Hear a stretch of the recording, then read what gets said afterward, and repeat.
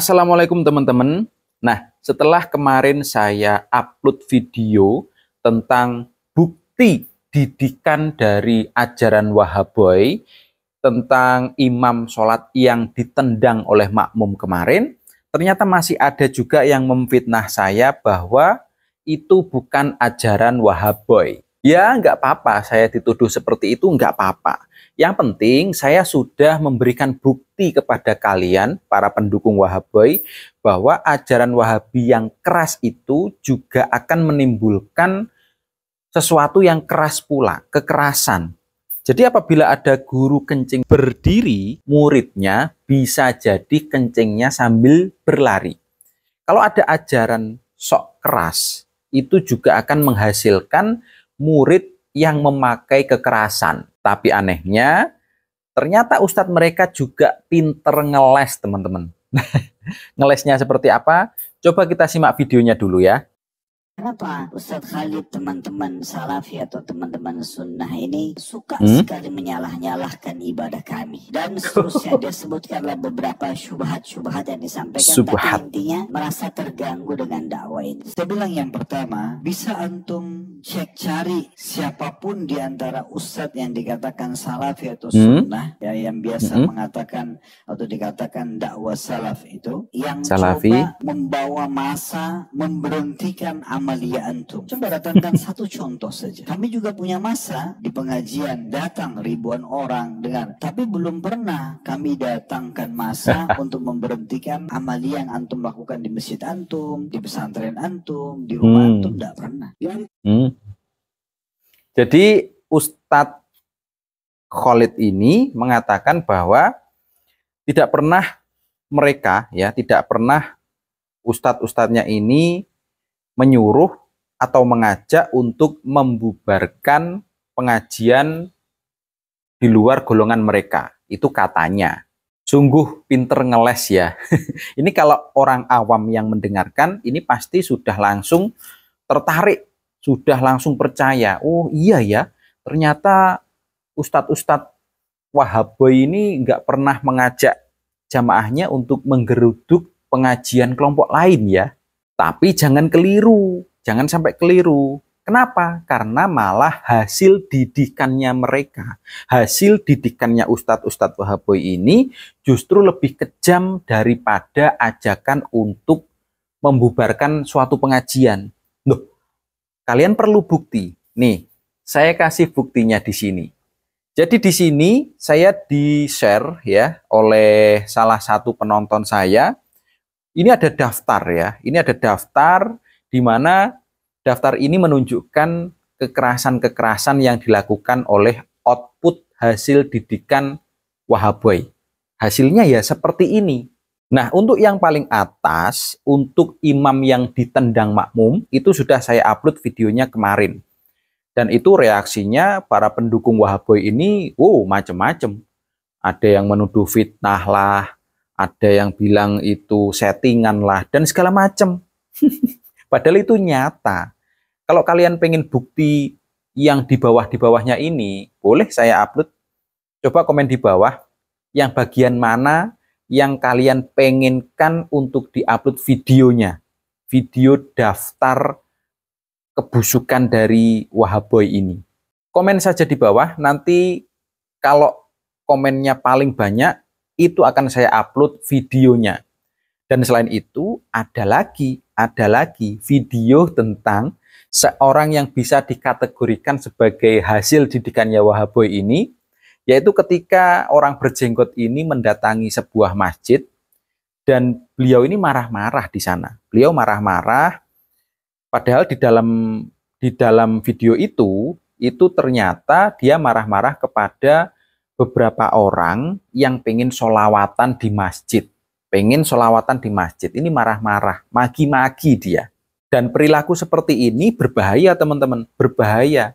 Hasil didikan seperti ini berbahaya. Berarti yang harus kita hentikan adalah kajiannya, biar tidak menghasilkan orang-orang yang seperti itu. Oke, lanjut dulu. Jadi adalah di majelis kami, kalau ditanya apa hukumnya maulid, apa hukumnya tahlilan, apa hukumnya begini dan begitu, kami jelaskan sesuai apa yang kami ketahui. Karena ditanya, tidak ada tablik akbar khusus bahas masalah ini, tetapi hanya ditanya, kami jelaskan sesuai yang kami fahami. Memang Pak, Anda ini hanya menjawab pertanyaan. Nah, tapi anehnya itu pertanyaan murni atau settingan. Kenapa?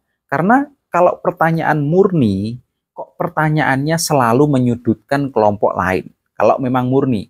Dan kalau settingan, ya pantas sih kalau settingan. Karena memang harus disetting seperti itu biar menjatuhkan kelompok lain.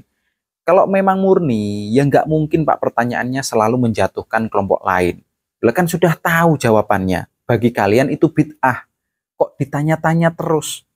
Nah itu kan berarti ada unsur kesengajaan. Oke, lanjut dulu.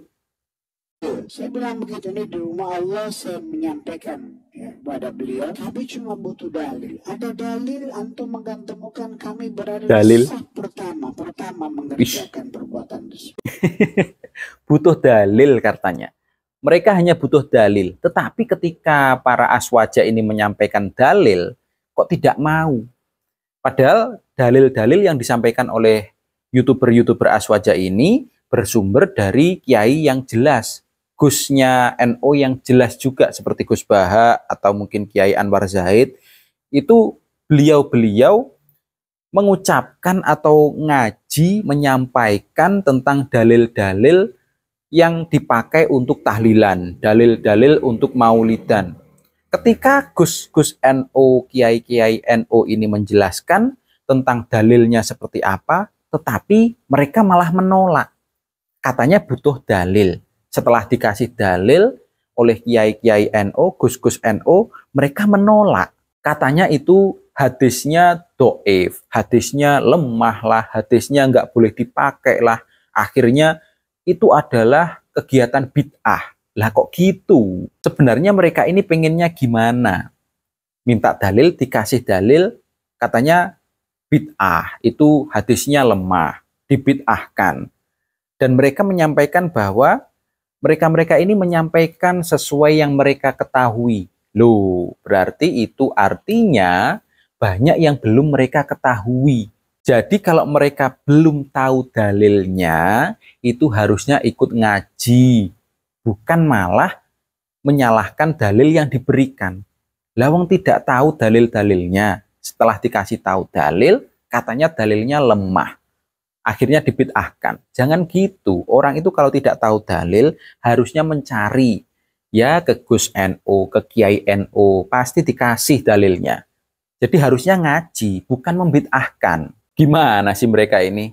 Yuk lanjut dulu. Jadi sebenarnya tidak perlu ada pemberhentian, merasa terganggu, karena orang masing-masing menyampaikan pendapatnya. Ya, ini betul. Saya bicara secara global. Alhamdulillah pengajian kita berjalan di Mesir ini sudah tahunan, bukan 1-2 kali. Nah ini sepertinya malah senjata makan tuan ya. Pernyataan dari Ustadz Khalid ini sebenarnya adalah senjata makan tuan. Karena apa? Karena di sini, di video ini, Anda tahu Pak, Anda tahu. Kalau memang tidak usah dibubarkan, lah ini ajarannya siapa?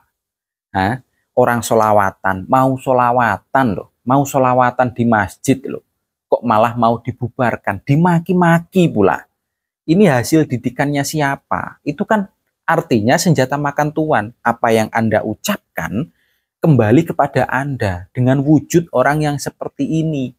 Melabrak orang yang mau solawatan di masjid. Mereka mau solawatan loh Pak di masjid, bukan mau mabuk-mabukan.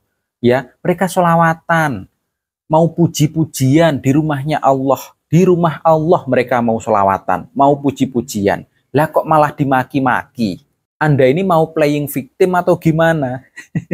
Coba dengarkan dulu Ustadz Syafiq ini bicara. Kita harus tahu bahwa ada usaha Zionisme dan usaha kaum misionaris untuk memisahkan Islam dari sumber Islam. Antum tahu sekarang ada jaringan Islam Nusantara atau Jamaah Islam Nusantara. Yang mereka ingin memisahkan Islam dari mana? Dari Nabi Muhammad SAW. Katanya Jamaah Islam Nusantara mau memisahkan Islam dari sumber Islam. Pernyataan Pak Syafiq ini juga aneh. Katanya Jamaah Islam Nusantara mau memisahkan Islam dari sumber Islam. Pak, sholawatan yang dilestarikan oleh NU, ya, sholawatan, maulidan, tahlilan, itu juga berasal dari sumber Islam. Malah mau dilestarikan oleh orang-orang NU. Dilestarikan loh Pak, bukan dipisahkan. Justru yang ingin memisahkan Islam dari sumber Islam itu adalah para Wahaboy. Kenapa? Karena orang sholawatan dibubarin loh. Orang sholawatan, orang maulidan dihina-hina. Orang tahlilan dikatain ini bid'ah. Nggak ada sumbernya, nggak ada dalilnya. Itu yang namanya memisahkan. Jadi kegiatan-kegiatan Islami malah mau dibubarkan. Ini kan aneh. Memang kelompok-kelompok mereka ini aneh-aneh ya. Harry Pras juga gitu, si Fatih juga gitu. Jadi makanya pengajian-pengajiannya itu dibubarkan oleh Banser. Jadi di sini teman-teman harusnya mulai berpikir ya, lebih benar Banser atau kajian-kajiannya Wahaboy yang sok keras itu. Na'udzubillahi min dzalik.